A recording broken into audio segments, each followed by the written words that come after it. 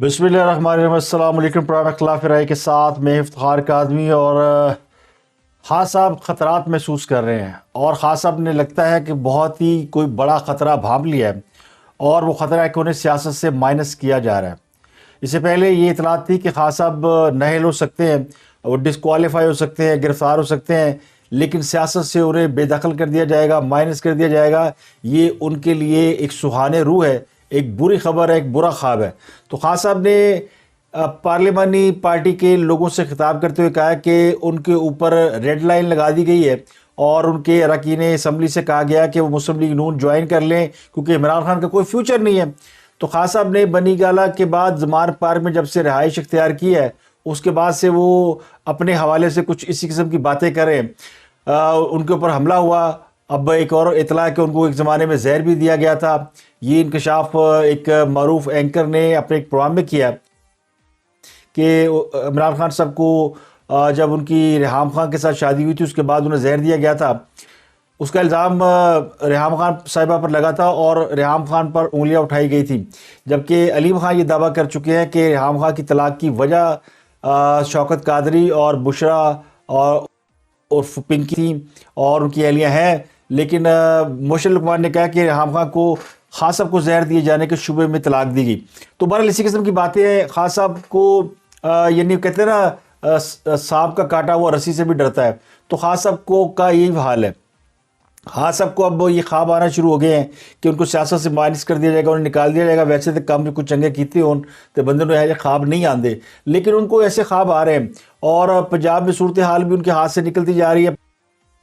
तो इमरान खान की परेशानी अपनी जगह पे, उनकी कोई परेशानी नहीं है, उनकी परेशानी है। उन्होंने ये भी चैलेंज कर दिया कि मुझे जो रेड लाइन मेरे ऊपर लगा रहे हैं उनको मैं रेड लाइन मिटा कर दिखाऊंगा और मैं 2 से 3 हफ्ते मेरी टांग ठीक हो जाए, बस फिर मैं मैदान में निकलूंगा। और मेरी यकीन रखें कि जिस वक्त मैं निकलूंगा, ये जो कह रहे हैं ना रेड लाइन ड्रॉ की हुई है, ये मैं आपको रेड लाइन मिटा के दिखाऊंगा। कोई रेड लाइन नहीं ड्रॉ कर सकता किसी के ऊपर।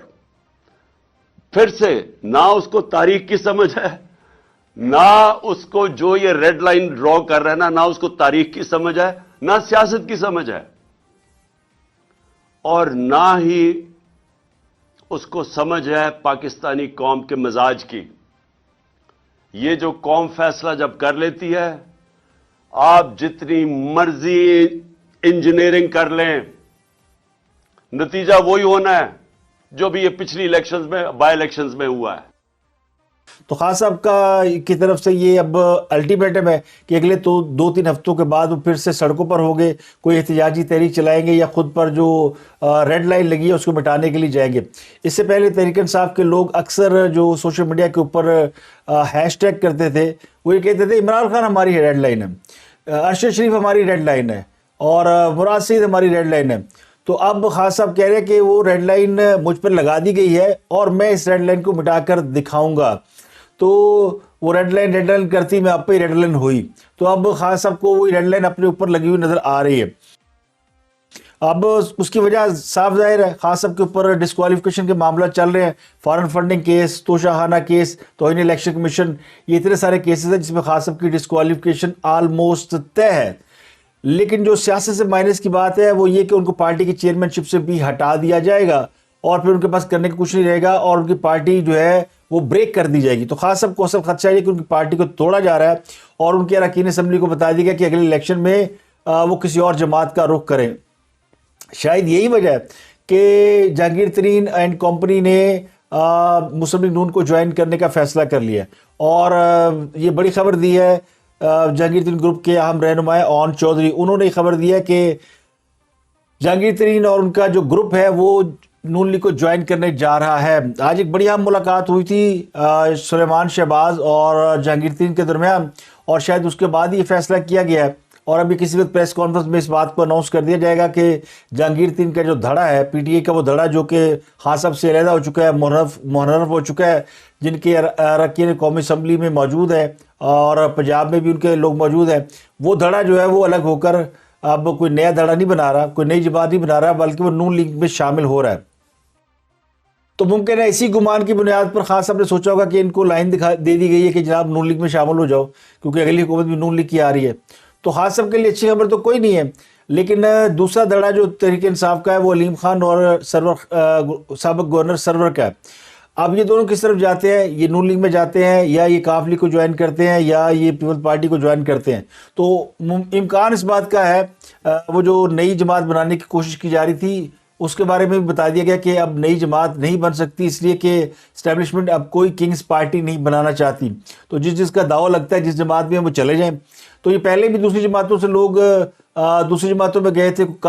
مسلم لیگ نون سے کاف لیگ میں گئے تھے، کاف لیگ سے مسلم لیگ نون میں گئے، مسلم لیگ نون سے پی ٹی آئی میں چلے گئے یا اور جماعتوں میں چلے گئے.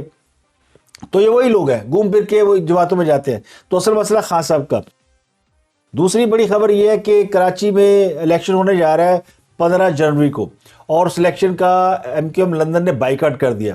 تو ایم کیو ایم لندن کے قائد الطاف حسین کی جانب سے الیکشن کا بائیکاٹ کرنا یہ کراچی کی جو باقی کی جو جماعتیں ہیں، خاص کر مہاجر کمیونٹی کی اردو سپیکنگ جماعتیں، ان کے لیے خطرے کا باعث بن گیا. تو ساری جماعتیں اکٹھی ہو رہی ہیں، اور امکان ہے کہ جمعرات کے روز M Q M Pakistan, P S P اور ڈاکٹر فاروق ستار یہ مل کر ایک یعنی یہ اکٹھے ہو جائیں گے اور یہ ساری ایم کیو ایم پاکستان بن جائے گی.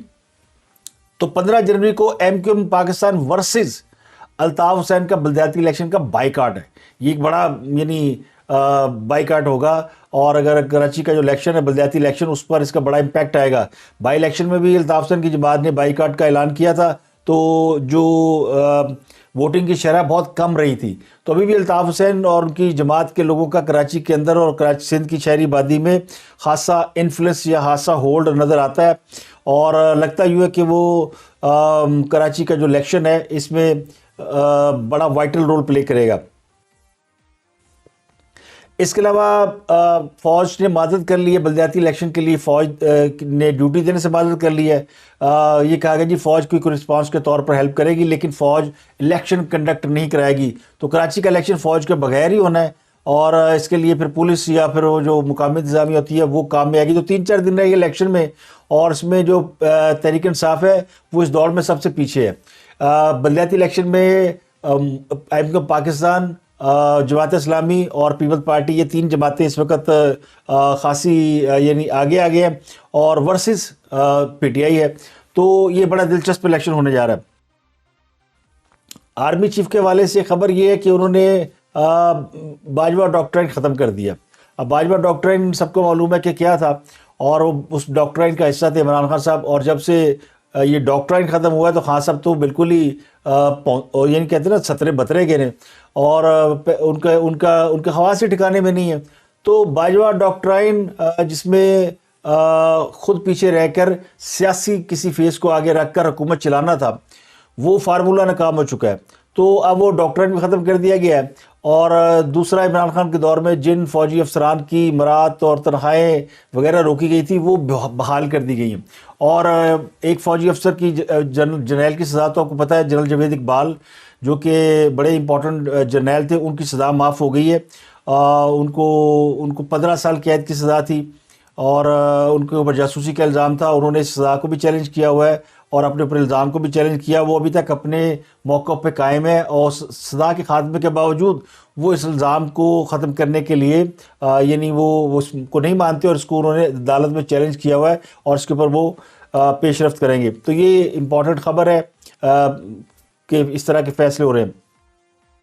تو ایک اور خبر ہے، وہ خبر یہ ہے کہ کچھ خواتین کے اوپر فوج سے تعلقات رکھنے کا الزام لگایا گیا تھا، جن میں بڑی نامور اداکاریں پاکستان کی 4 شامل تھیں. ان میں سے ایک اداکارہ نے تو ایف آئی اے سے رجوع کر لیا، سندھ ہائی کورٹ چلی گئی، اور اس نے یہ بھی کہا تھا کہ وہ لندن جا کر اس یوٹیوبر کو جنہوں نے ان کے خلاف یہ منفی پروپیگنڈا کیا ہے ان کے اوپر سو کریں گی، ان کے اوپر کیس کریں گی، ڈیفامیشن کا کیس کریں گی.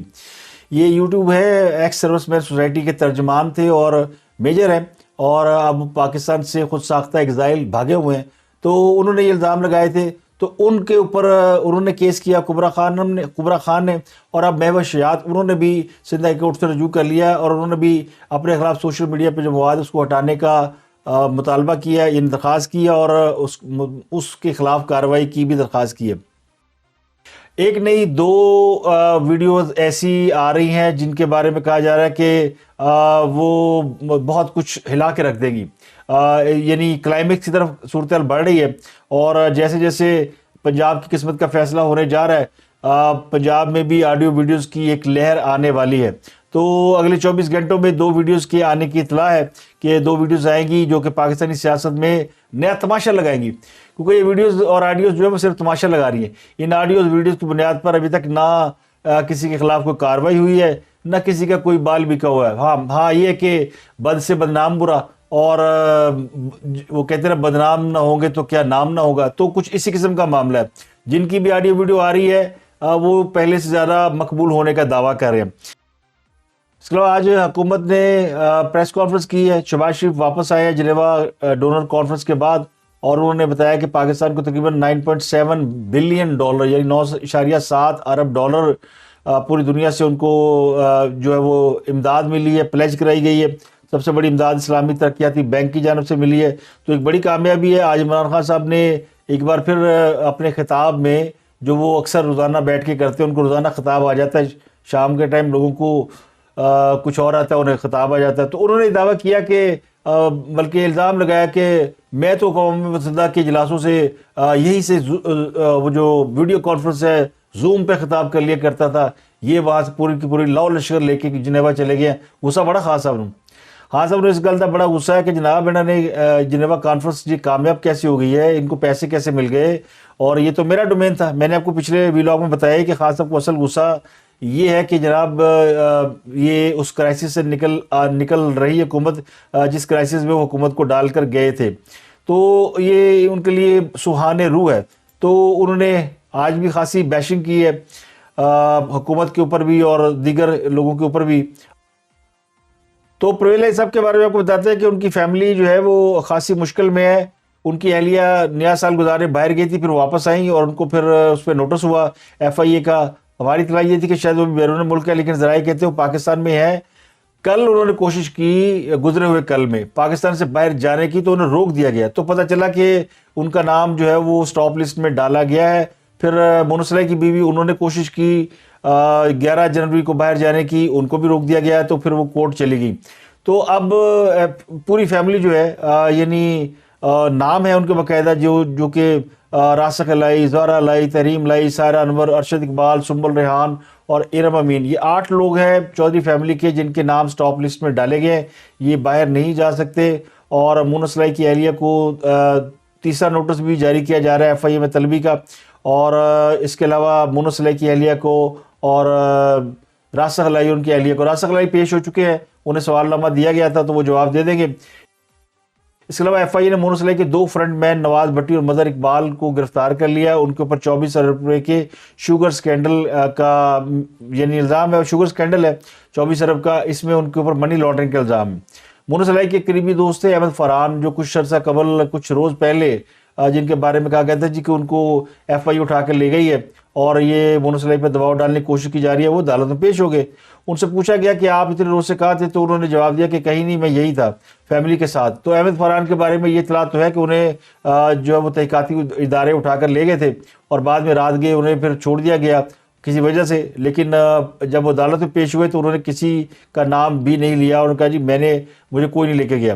مونس الہی کی اہلیہ تحریم الہی، انہوں نے بھی کورٹ سے رجوع کر لیا، انہیں بھی بیرون ملک جانے سے روک دیا گیا تھا۔ حکومت کے لوگ یعنی وزیر داخلہ رانا ثناء صاحب الزام لگا رہے ہیں کہ جناب مونس الہی جو ہے وہ آٹے کے پیسے لے کر بھاگ گیا، اور رانا ثناء نے پریس کانفرنس میں بہت سنگین الزام لگائے چوری پرویز الہی کے اوپر۔ انہوں نے کہا کہ ان کو جتنے دن حکومت ملتی ہے یہ ہر روز 100 ارب روپیہ چھاپتے ہیں۔ تو حکومت ان پہ الزام لگا رہی ہے۔ مونس الہی کے حوالے سے رانا ثناء نے کہا کہ مونس الہی جو ہے وہ آٹے کے پیسے لے کے باہر بھاگے ہیں، اور انہوں نے یہ بھی کہا کہ وہ 3000 ارب روپیہ لے کے بھاگے ہیں، کیونکہ وہ بہت ساری یونیورسٹیوں کے چارٹر اپروو کرا رہے تھے، اور پچھلے 22 دنوں میں تقریباً 21 یونیورسٹیوں کے چارٹر پنجاب سے اپروو کرائے گئے ہیں، اور اس کا جو ریٹ ہے پنجاب میں چارٹر اپروو کرانے کا وہ 12 سے 15 کروڑ ہے۔ تو اب اندازہ لگا لیں کہ 20-22 یونیورسٹیوں کے چارٹر اپروو کیے گئے ہیں، تو مال جیب میں گیا ہے، اور یہ چارٹر اپروو کرنے کے لیے ہی پرویلے صاحب مہلت مانگ رہے تھے کہ مجھے 10 دن اور دے دیں. خان صاحب جی کہہ رہے تھے خان صاحب سنبھلی نہ توڑو, تھوڑا ٹائم کر لو, تھوڑا ٹائم کر لو. تو اسی لیے وہ ٹائم نکال کے انہوں نے جو رکے ہوئے کام تھے وہ پورے کر لیے ہیں اور خاصا مال انہوں نے اینٹ لیا. پنجاب میں جو فیصلہ ہونے جا رہا ہے اس میں چودھریوں کو 24 گھنٹے کی مہلت دے دی گئی تھی.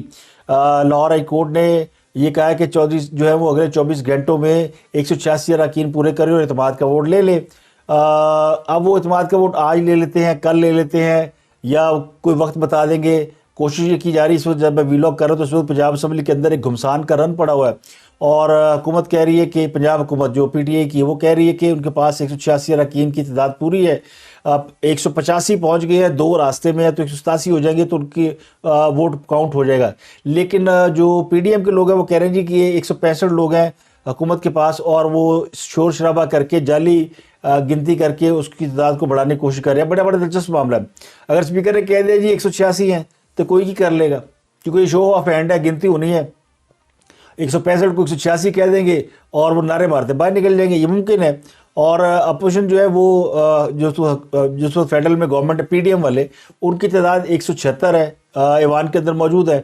تو ایک گھمسان کا رن پڑا ہوا ہے. لیکن جو کہنے والے وہ کہتے ہیں جی یہ جو اجلاس چل رہا تھا اس میں انہوں نے کوئی سیالکوٹ کی ایک یونیورسٹی ہے اس کا چارٹر اپروو کرنا تھا, تو اس کے لیے یہ اجلاس بلایا گیا تھا تاکہ کورم پورا ہو اور وہ منظور کرایا جائے. اب چودھریوں کے بارے میں کہتے ہیں کہ وہ چودھری ان ٹربلز, تو بڑا ضروری ہو گیا پرویز علی صاحب کے لیے کہ وہ پنجاب کے وزیر اعلیٰ رہیں, کیونکہ پرویز علی اگر پنجاب کے وزیر اعلیٰ نہیں رہے تو ان کے اوپر جتنے کیسز پڑ گئے ہیں, جتنی ان کے اوپر آفتیں پڑ گئی ہیں, ان سے ان کا نکلنا ناممکن ہو جائے گا.